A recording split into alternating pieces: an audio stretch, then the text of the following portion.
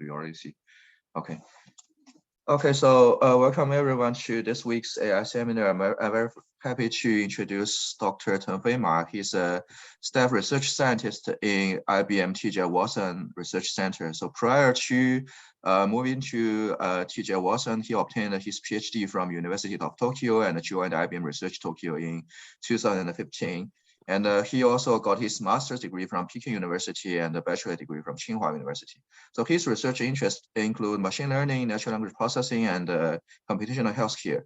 Recently, his research is mainly focused on graph neural networks and their applications. He's leading the internal project of deep learning on graphs, which got the IBM Outstanding Research Achievement in 2019, and he's also a co-PI for a DARPA project about wound healing. He has published broadly over 50 papers in top AI conferences such as NeurIPS, ICLR, ICML, AAAI, MLP, so on and so forth. And he's also the recipient of the Best Paper Award in ISWeek 2021 research track. So let's welcome Dr. Tengfei Ma to talk about graph learning with geometric and topological structures. Thank you, Moha, for the invitation. It's my great pleasure to be here to talk about our recent work about graph networks with geometric and topological structures. It's actually my first time to talk about this topic. So first, yeah, don't worry, I'm also not a mathematician, so I will not introduce deeply about the concepts of geometry and topology. I will start from the introduction of graph networks, and then we will mainly focus on how geometry and topology can be applied to enhance the power of graph networks. And last, I will make some conclusion and how we can use it in the future. So as we know, graph structures are ubiquitous in the world. We have the social networks, it can be regarded as graphs. We have the knowledge graphs, we have molecules, and we also have some biomedical graphs like protein-protein interaction graphs. Because graphs are quite different from the grids structure, for example, if you say an image, it can be regarded as a grids. So it's in the Euclidean domain. So in the grids, generally each pixel only have like 4 neighborhoods, and they don't have any weights. So if a pixel is a neighbor of another pixel, then generally they just have like the binary relationship, whether it's a neighborhood or not. But on graphs, you can have like different number of the neighbors. You can have like the weights on the edge. You can even have the edge types on the edge, for example, in the knowledge graphs. And also some graphs, they even have the orientation of ordering. Some graphs can be directed, and if you change the order of the nodes, the graph topology will not be changed. So that's the difference between the graphs and the grids. If we just directly apply the traditional deep learning methods like a convolutional neural network from the Euclidean domain to the graphs, it's not applicable. So we have to develop new deep learning models. That's why graph networks are so popular these days. So graph convolution network may be one of the most popular graph network model these days. So it's quite simple but very powerful. Generally, it has this kind of formulation. So for each layer, you first get some normalization of the adjacent matrix A, and then you have the production between the adjacent matrix A and the node feature X, and also some learnable parameter W, and then you stack multiple convolutionary layers. So generally, just a 2-layer or 3 layers may be enough.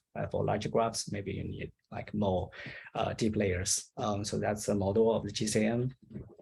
Yeah, of course, GCN is very popular because it's simple and powerful, but it also has some limitations. So that's why people develop a lot of different graph network architectures, but most of the graph networks can be regarded as the message parsing schema. So like in 2017. Some researchers, they just summarize all the graphing networks in one unified schema. It's called message parsing neural networks.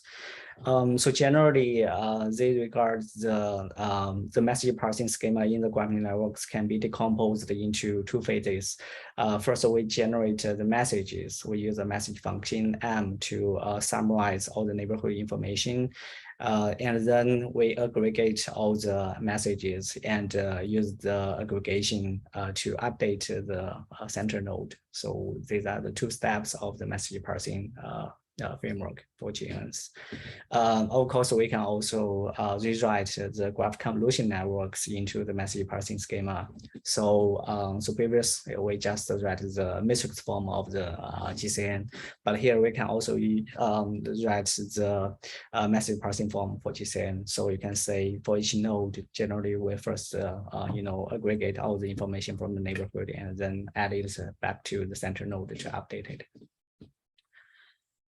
Graphing networks have many limitations and problems. For example, I think maybe the most well-known problem is oversmoothing. So when you have a lot of layers, so the local information of the node will be lost. At last, all the local information will be lost, and it will be oversmooth, because actually GCN can be regarded as Laplacian smoothing for each layer.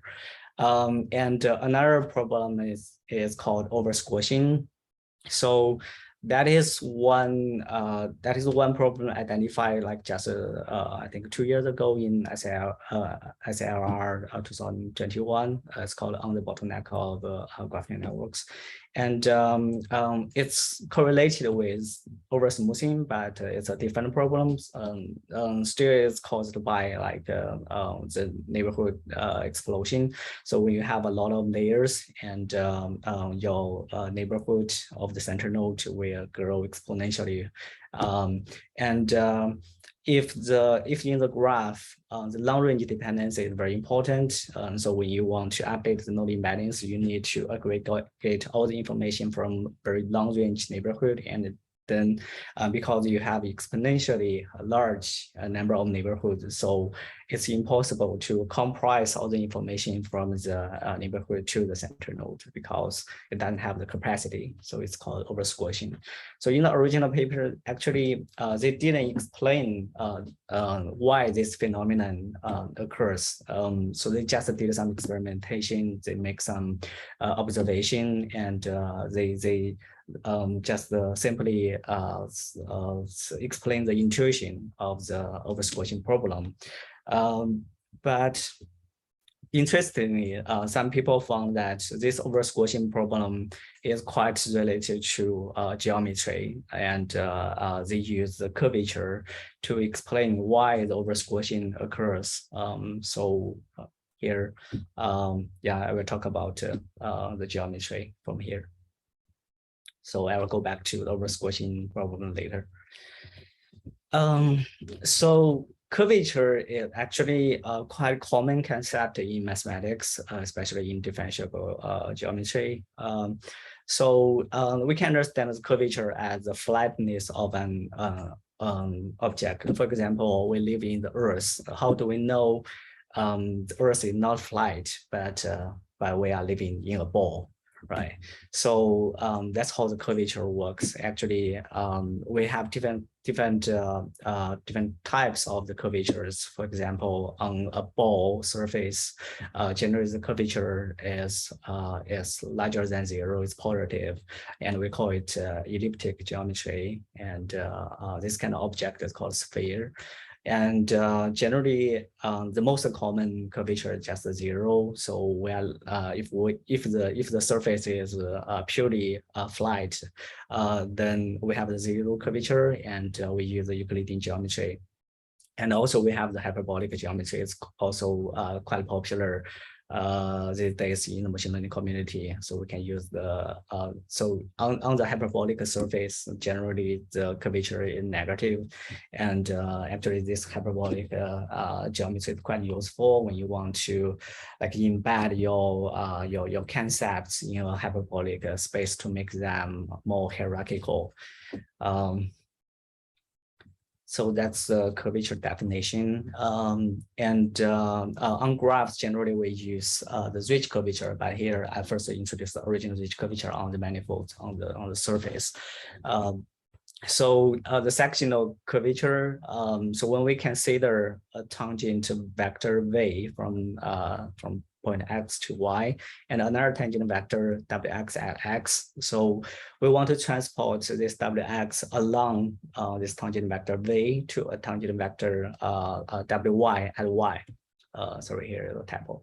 And then we can say whether x prime, y prime is larger than xy or less than xy. If it is larger than xy, then it's hyperbolic. If it is lower than xy, then it's elliptic. So the Ridge curvature is just like a averaging over all direction of W, and yeah, then we can get a value that's called Ridge curvature. So the intuition is that we can measure the degree of to which the geometry of a given metric tensor differs from the Euclidean space. So it means we want to measure how the geometry is different from the Euclidean domain. So how it's different from the flat surface.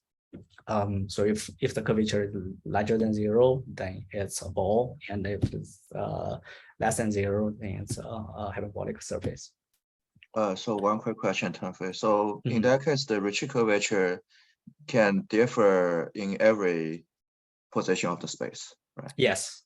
Okay. Yes. So here is just like a sense for the whole surface, but at each point, actually you have the different curvature values. Yeah. Okay.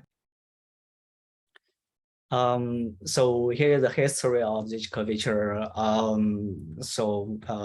Gregorio-Ricci, he developed the Ridge curvature, and then Hamilton, he used the Ridge curvature to develop a new concept called Ridge flow, and I think most of you heard of it. So yeah, this Russian guy, he used the Ridge flow to solve the problem of point conjecture in 2006. So that's how the Ridge curvature is used, and why it's so powerful in the mathematical domain.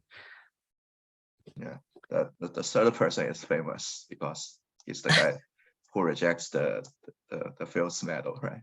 Yeah. Okay, so that's a concept of Ridge curvature, but it's originally defined on the surface, so it's continuous. But on graphs, we also want to utilize this concept, so we have to define the discrete Ridge curvature. And actually, we have two sets of different definitions of the Ridge curvature on the graph. So one definition is developed by Ollivier, so we call it Ollivier-Ricci curvature, and another concept is defined by Foreman, so we call it Foreman curvature. So here I will only use the Ollivier-Ricci curvature definition. So the intuition is still to compare the geometry of the node pair with the flat case. So, but how do we measure the flatness? How do we measure the geometry? So Ollivier utilized the concept of transport distance. So first we define some distributions of the endpoints. For example, we have the node X, we have the node Y, then we have the distribution of the neighborhood on this node X. So here I just definition, what example definition of the distribution on node X on the Z corner. And after we have the distribution of mx and my, then we can measure the optimal transport distance between x and y. So here we use the Winston distance w1. So we get an optimal transport distance. And of course, on the original graph, we also have the shortest path distance, that is dxy. So we just need to compare the optimal transport distance and the shortest path distance. So if it is on the flight surface, so this optimal transport distance will be the same as the original shortest path distance, and the curvature will be 0. So yeah, I can show you some examples. The above figure, that is the original manifold. So yeah, on the sphere, you can say the ridge curvature is positive, and on the hyperbolic surface, the curvature is negative. So similarly, on the graph, we can also define the ridge curvature here.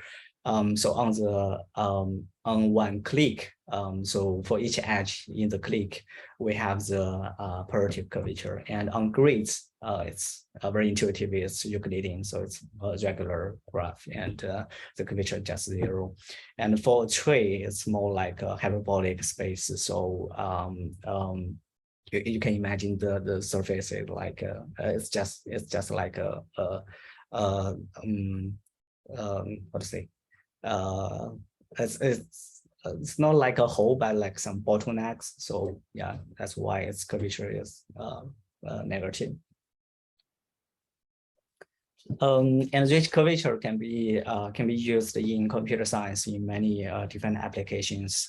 So here's one paper from my collaborator, Professor Zhao in Rutgers. So they use the concept of ridge curvature for community detection and for the physics many years ago. So this example is the ridge curvature distribution of the internet topology. So they found that the positive curvature and the negative curvature, they actually correspond to different areas. For example, the negative curvature, they are like the backbones, and the positive curvature, they are just like some clusters of the users.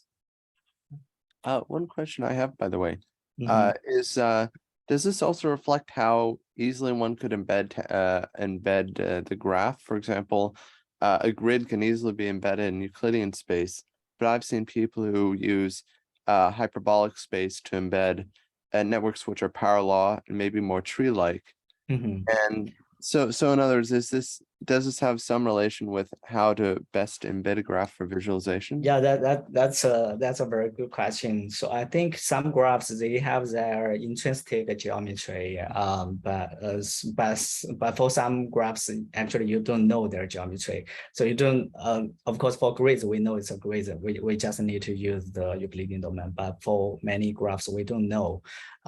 So here you have to have an assumption. For example, on the knowledge graph or on the the concept graph, you can use the hyperbolic domain because you want to embed all the concepts in the hyperbolic space to make them more hierarchical. So at this time, then you can assume, okay, it's in the hyperbolic domain. But for some other applications, you don't have this assumption. You just calculate the curvatures and then say whether you can change the topology of the graph or whether you can utilize curvature to do something. Yeah, it's just like assumption. It's not deterministic. And actually using different geometry, you can get different embeddings. Yeah.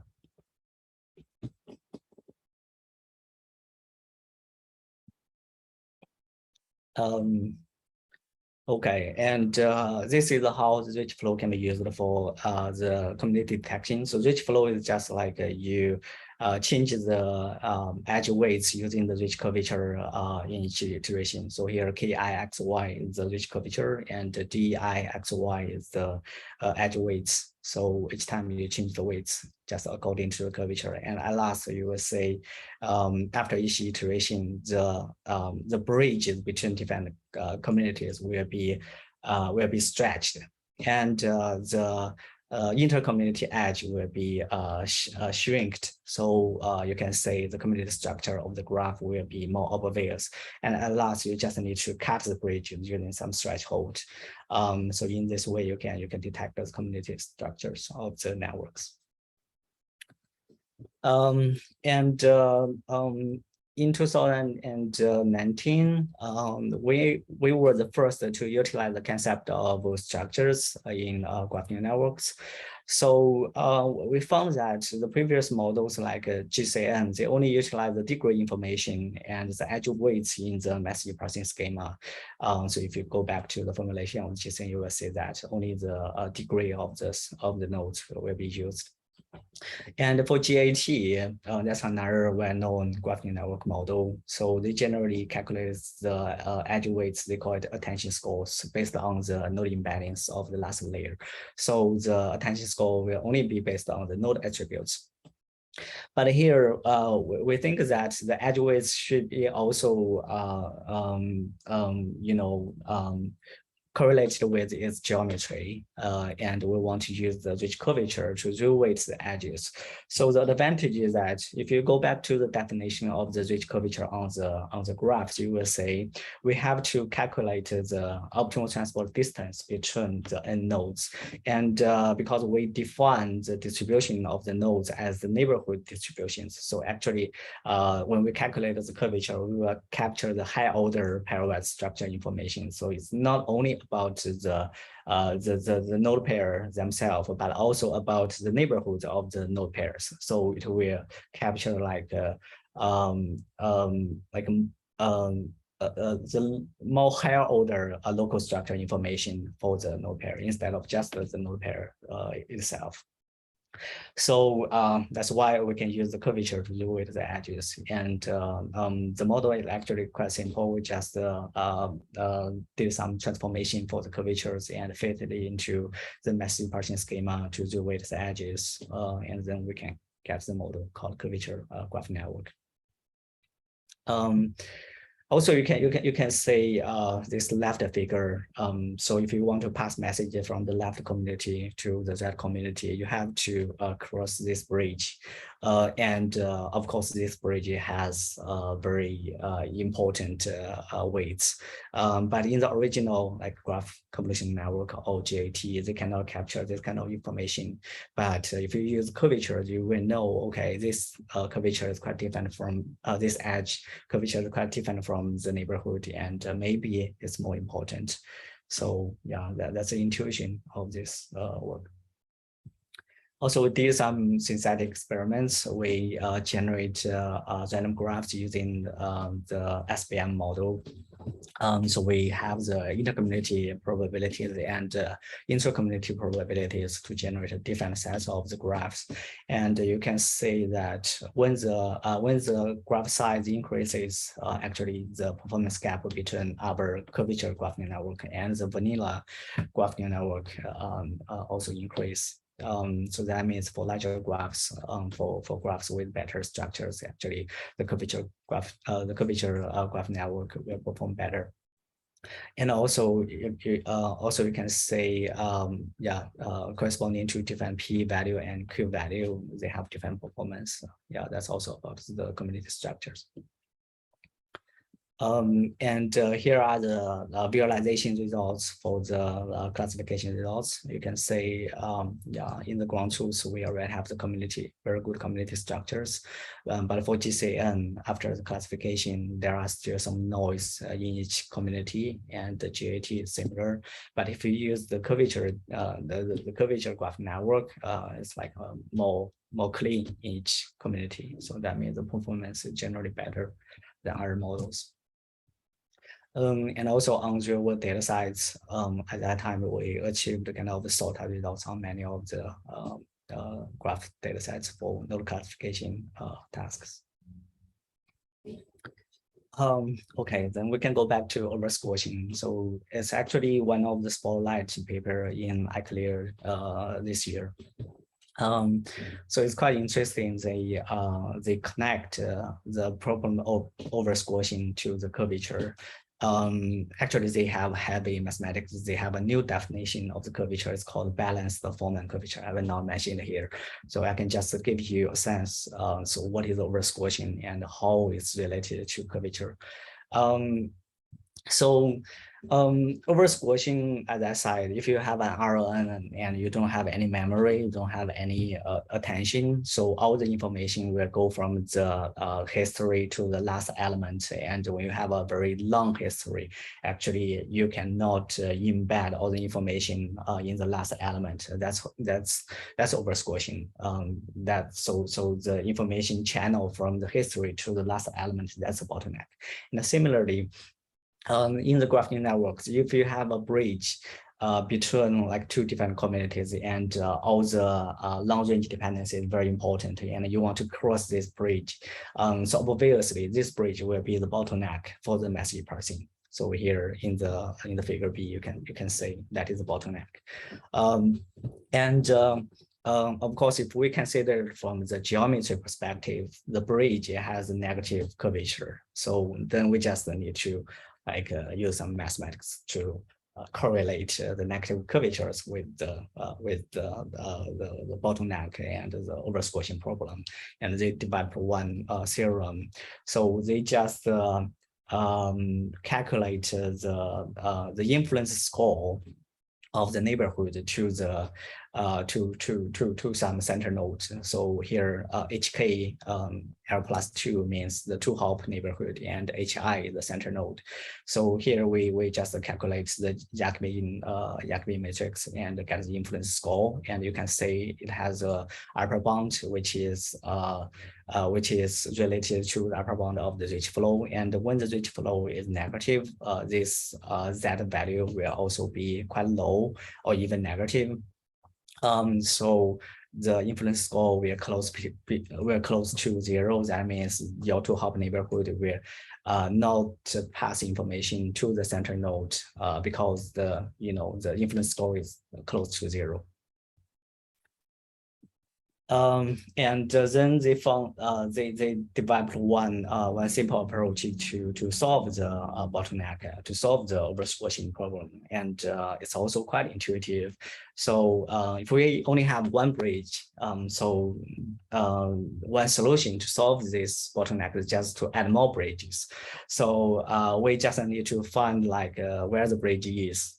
So here we find the minimum ridge curvature, and then we did some like sampling to add more bridges between the different communities, and also in the place where the ridge curvature is very large, that means we already have a very good community structure, so we don't need so many edges.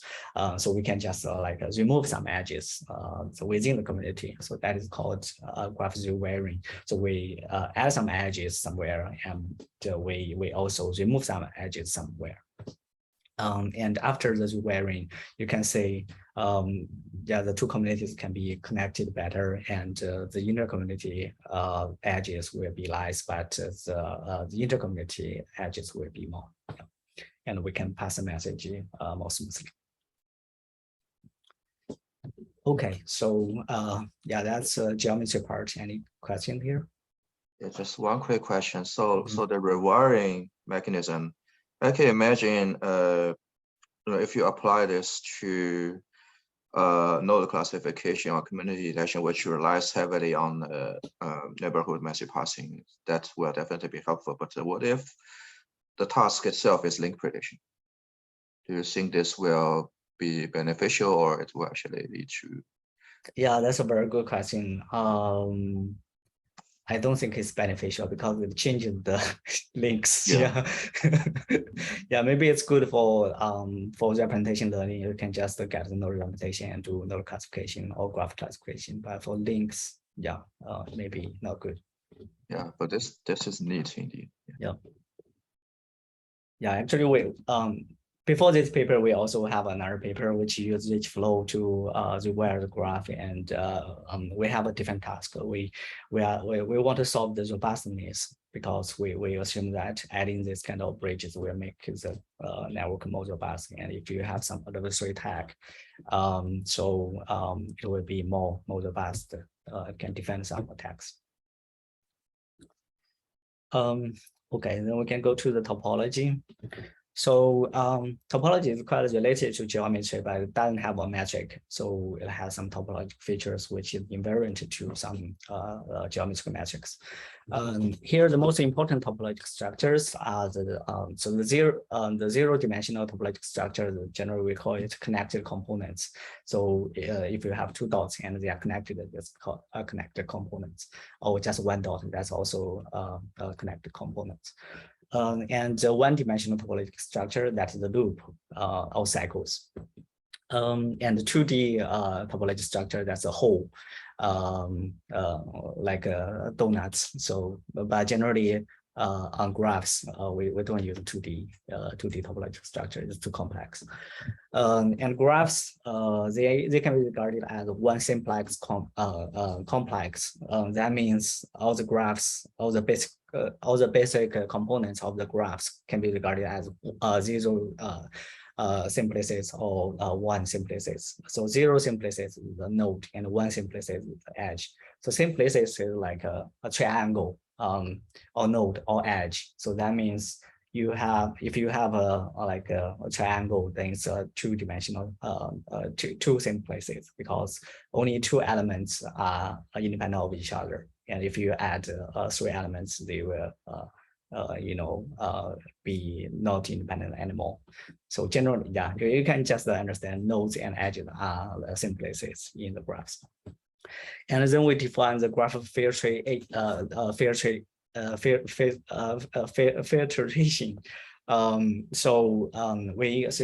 define a filter function f, which is a scalar function defined on all simplices. That is, we have a function defined for nodes, we have a function defined for edge. Based on this filter function, we can order all the simplical complexity on the graphs, and we can generate this kind of orders. Based on this sequence, we can define the persistent homology. Generally, the persistent homology captures the birth stats of the topological features in a filtration process. So this concept is quite abstract, but I can show you some examples so you understand it very quickly. Before we go to the definition of the persistent homology, you can say, I will show you some examples of topological features powerness. So as you know, many graphical networks like GNN, they are as powerful as the Whispeler-Lahman isomorphism test. And if you want to be more powerful, you have to add more components. But generally, most of computing networks are less powerful than the WL test. But WL test is not powerful enough in many cases. For example, you can say this case on the left figure, it's a rectangle, and on the right figure, it's like two triangles. And if you just use like a massive Gaussian schema to calculate the node invariance of this of this center node, you can say their color will be the same. So if you use WL test, you cannot discriminate the two nodes. But if you use topological features, that's quite easy. So you just need to count the numbers of the connected components or the number of cycles. So we call it the Betty numbers. So on the left figure, you can say the number of the connected components is just one, and the number of the cycles is one. But on the right figure, you can say the number of connected components is two, and the number of cycles is two. Yeah, so if we use topological features, it's easy to discriminate the two graphs. By using like the traditional GNN, you cannot. Okay, then we go back to the definition of the persistent diagram. So generally, persistent homology, they capture the birth stats of some topological structures. After this process, we can get one diagram called persistent diagram to record all the birth stats of the topological features on the right figure C. So here, we show an example of the graph in A. We have four nodes, U1 to U4, and they have some edges to connect to the nodes. And So we define some filter function, which is the distance of the nodes to some candidate nodes. So here, T1, T2, T3, T4, they are just some scalar values, and you can go from the bottom to up. So first we will encounter this node U1, we get one connected component, and then when we go to T2, we get another component, connected component U2. And then when we go to U3, we get, so the connected component of U2 disappear because it merges with the U1. So we get only one connected component. And when we go to U4, we still have one connected component, but here we have the new topological features. We have two loops. So U1, U3, U4, and U2, U3, U4. But here the problem is when we go to U4, the topological features will not disappear anymore. So if you use a percent diagram, you can say all the, you don't have the dash time, or the dash time just on the top. So then we have some extended definition of persistent homology. We just need to first go from bottom to up, and then from up to bottom. So we go it twice. So we first go from U1 to U4, and then go from U4 to U2, and we just need to record the time of the topological structure, which will appear again at this dash time. So so from U4 we go back to the U3. And then we can say, okay, when we go to U2, the loop U2, U3, U4 will disappear. And when we go to U1, the loop U1, U3, U4 will disappear. So we just need to record the T2 and T1 as the dash time of these two loops. So then we can record all the burst time and the dash time of the connected components and the loops. So we get this kind of persistent diagram. And we can also get the barcode on the top figure. So it's called a barcode. And from this persistent diagram, so you can say each point is actually a two-dimensional value. It has a burst time, it has a dash time, and then we can directly use it as the topological features. Or sometimes we can also convert it into some other concepts called percent image. So then we can use the percent image instead as the topological features. So that's a percent diagram. That's a feature for percent homology. This work is actually quite similar to curvature graph network. So they just use a percent diagram as the edge features instead of using curvatures. So they have two schemas to capture the percent diagrams of the edge. So they can first extract all the subgraphs of the edge, and then calculate the percent diagram for this subgraph, and then use the percent diagram as the percent diagram for this edge. Yeah, that's just similar to curvature GCN. You weight the edge using the percent homology features. And this work is my own paper. It's in last year's SML.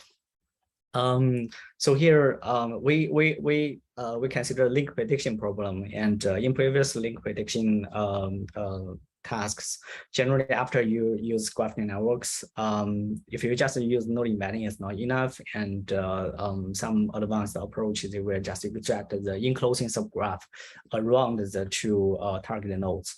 For example, here we can have this kind of enclosing subgraph between the left Z node and the right Z nodes.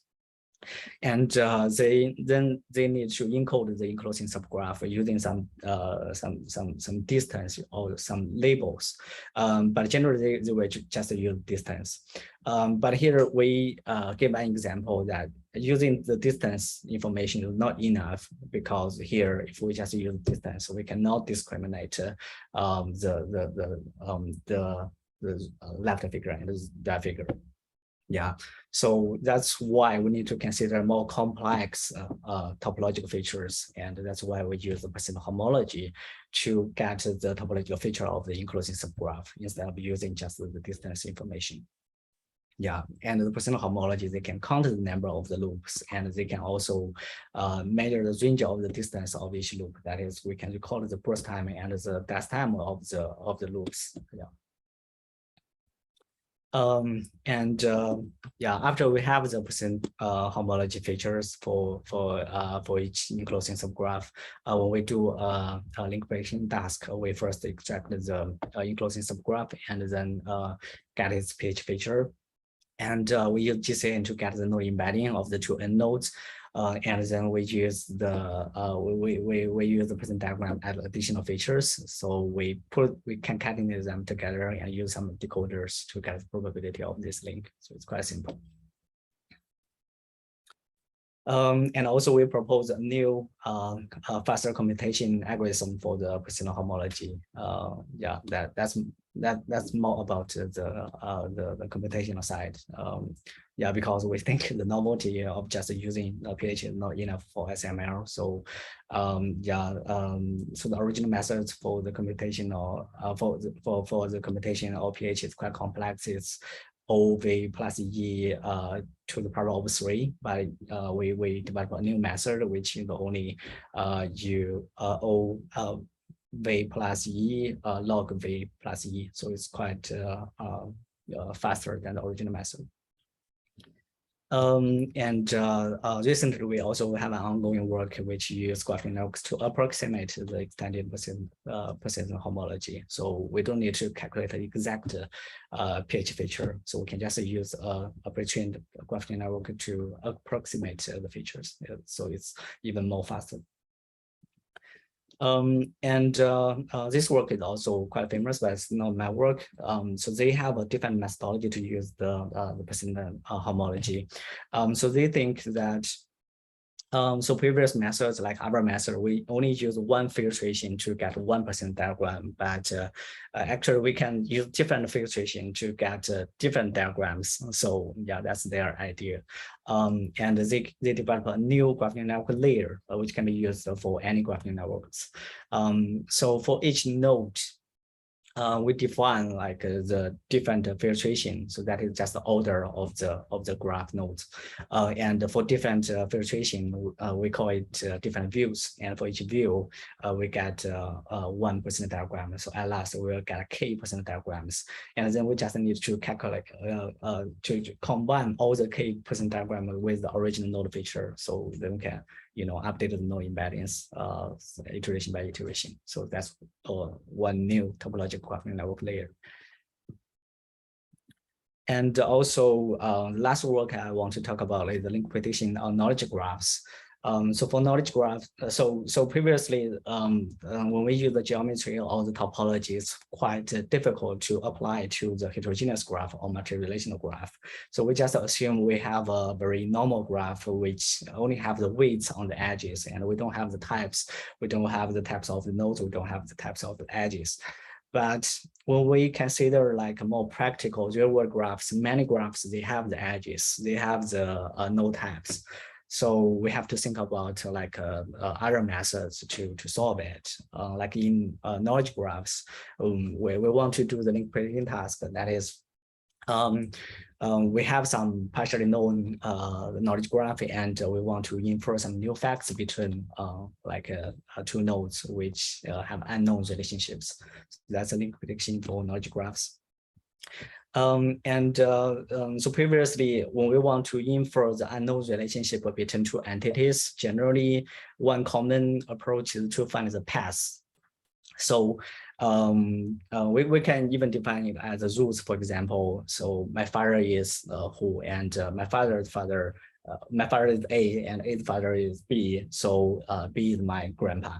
So we have this kind of rules, and first we have a path from me to C. So then we can define this path as rules to infer the unknown relationships. But here we think that using paths is not very efficient, because for each targeted nodes, we have to find all the paths, and it's quite complex. And we treat the rules as the cycles. So we just need to add another edge. For example, in this in this example, so LeBlanc is a fan of someone and someone supports Lakers, and we don't know the relationship between LeBlanc and Lakers. Generally, so the previous rule only define like the path from LeBlanc to Lakers, and then they do the inference. But here we just connect the LeBlanc and Lakers directly using some pseudo edges. So we form a loop. So each rule is actually a loop, and you can say when we represent the rules as the cycles, so all the cycles actually can be combined together to form some other loops. So when you want to infer some other rules, you just need to do some calculation or linear combination of the existing cycles, like in the red figure. So I have the upper triangle and the lower triangle, then I can infer like another loop, which is the rectangle. So yeah, that's why we represent the rules as the cycles, because we just need to find a basis of the cycle space. We don't need to find all the cycles. So after we define the basis, it's just like a small number of cycles, and all the other cycles can be inferred by the linear combination of the basis. Yeah, so in this way, we can just reduce the complexity. And also, yeah, we can also infer the final good rules to indicate the rules. And this is the framework of our knowledge graph reasoning. It's called cycle basis graph neural network. So after we define so after we have a knowledge graph, we first need to extract some candidate cycle basis. So we generate the spanning tree, and on the spanning tree, you can imagine if you add one edge on the spanning tree, then you will form a loop. So from this spanning tree, you can get all the cycles. And after you have the cycles, you need to have the initial feature for the cycles. So we just run like a BioSTM for the loop to get the initial feature for the cycle, and then we construct a cycle graph. So we use the cycle as a nodes, and one cycle is connected to another cycle if they have very large overlaps. So you can imagine the knowledge graph will be converted into a cycle graph, and we have the initial feature for the cycles. So at last we will get all the embeddings for the cycles. And also we will get so we can do some prediction to predict the importance score, which we call the cycle confidence score for each cycle. And at last, because we have the ground truth for the edges, and the edges can be also regarded as some combination of the cycles, so we can just use the confidence score of the cycles to get the confidence score for the triplets for the edges to do the prediction. So that's the framework of this cycle-based graph neural network. And these are the experimental results on some benchmark data sets. You can see our model is quite good. Yeah, on many data sets achieve the sort time. Okay. What was the metric on the top table? I don't quite remember. Maybe MRR. Yeah, no, it's AUCPR. It's AUCPR. Oh, okay. It's AUCPR. Yeah. Yeah, I think we compared with most of the recent models, and yeah, on many of the data sets, it's quite good. So this is a summary of this presentation. So geometry and topology are quite important features for graphs, but they haven't been explored enough in the graph learning community. So we were the first to utilize the rich curvature and within homology to enhance the performance of graph networks. And especially for geometry, we use the rich curvature. And some people already use the rich curvature to understand the bottleneck of the graph networks, and they propose some approaches to solve it. And we also use rich curvature to capture the high order pairwise structure information as a curvature graph network to increase the performance. And for the topology, we use percent homology. Then percent homology can be used as additional node features or edge features to enhance the graph networks. It can be used to develop new graph network layers. And also we can use the cycle representation to do the link prediction of the knowledge graphs. Yeah. So I think geometry and topology, they are more and more popular in the graph learning community because sometimes if we consider the problem from the geometry and topology perspective, we will get new understandings like this bottleneck paper. So yeah, before that, we just get an intuition why this bottleneck occurs, but we don't understand why. Really, so they use the curvature to understand over squashing, and then people suddenly know, okay, it's just a bridge. So yeah, that's quite interesting.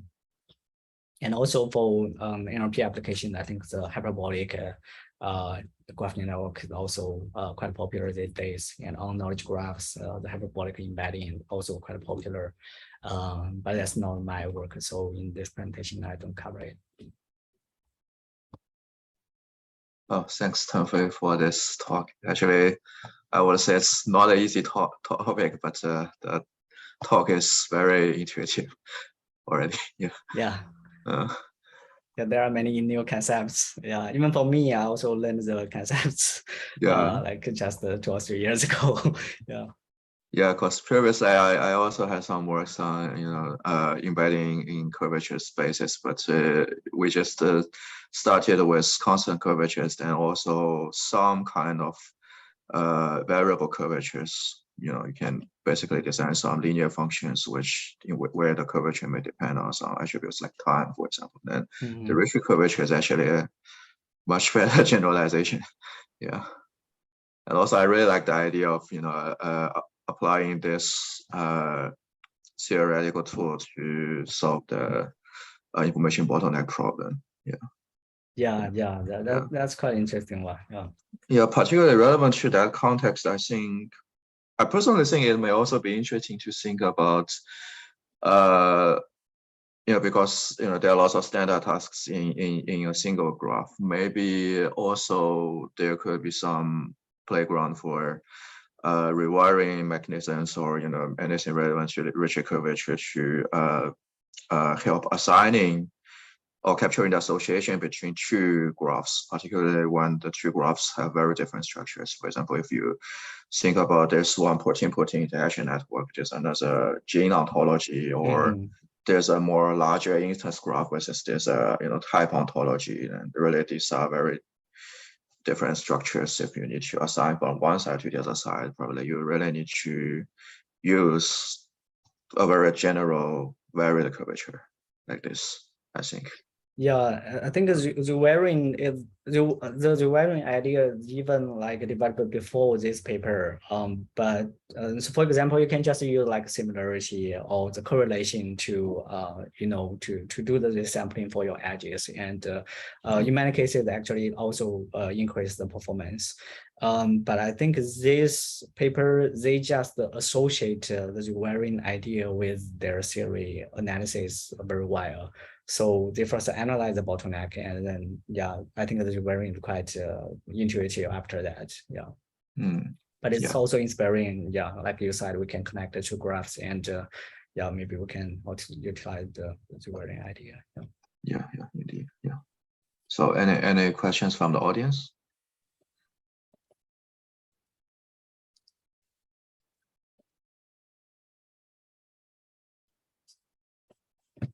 Actually, Tengfei, you mentioned hyperbolic representation learning for language. I'm not sure if there's any newer work after there was really the basic hyperbolic word embedding, which I remember, but I'm not sure anything. Yeah, so I remember there's a group in Europe in I think in ETHZ or EPFL. They work on the hyperbolic space a lot. So they have the hyperbolic graph network. But after that, they may also have some new works. I didn't follow that. Yeah, that's interesting. Yeah, I think the hyperbolic space is more related to NLP. Yeah. Oh, really? I think in comparison to NLP, it's probably more related to graphs, right? Oh, you're saying hyperbolic space? Yeah, hyperbolic space. Yeah. Yeah, I remember in the original hyperbolic embedding, the Poincare embedding paper, they just use the application of the word embedding or concept embedding like that. Yeah. Yeah, this was on, I don't recall WordNet or that was actually a hierarchical ontology, really. Yeah. But the other way around is that recently I also see people applying hyperbolic representation to videos. There was a work in, most likely it was last year's CVPR from Carl Vondrich in University of Columbia University.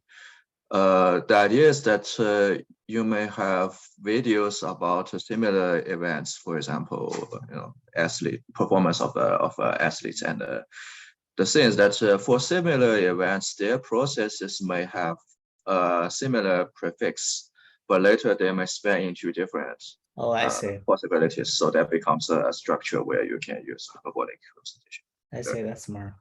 Yeah, I like that one as well. Yeah, I think maybe that's also related to medical codes, like SD9 codes. You also have the hierarchies. Oh yeah, you're really.